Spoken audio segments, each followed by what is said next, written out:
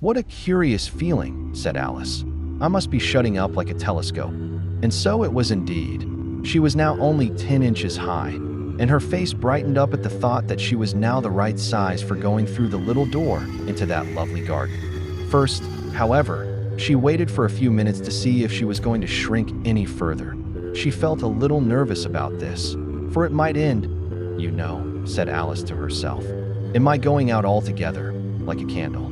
I wonder what I should be like then." And she tried to fancy what the flame of a candle is like after the candle is blown out, for she could not remember ever having seen such a thing. After a while, finding that nothing more happened, she decided on going into the garden at once. But, alas for poor Alice.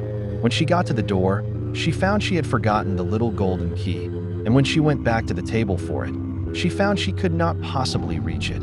She could see it quite plainly through the glass, and she tried her best to climb up one of the legs of the table, but it was too slippery, and when she had tired herself out with trying, the poor little thing sat down and cried.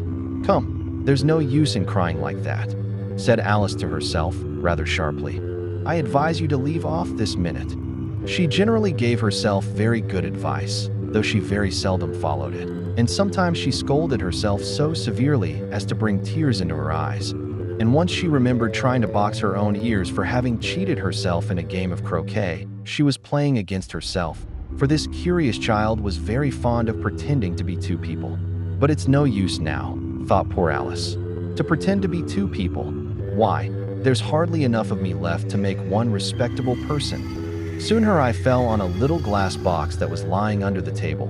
She opened it, and found in it a very small cake, on which the words "Eat, me" were beautifully marked in currants. "Well, I'll eat it," said Alice, "and if it makes me grow larger, I can reach the key, and if it makes me grow smaller, I can creep under the door, so either way I'll get into the garden, and I don't care which happens." She ate a little bit, and said anxiously to herself, "Which way? Which way?" holding her hand on the top of her head to feel which way it was growing, and she was quite surprised to find that she remained the same size.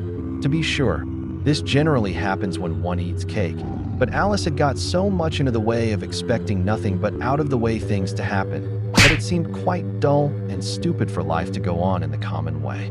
So she set to work, and very soon finished off the cake.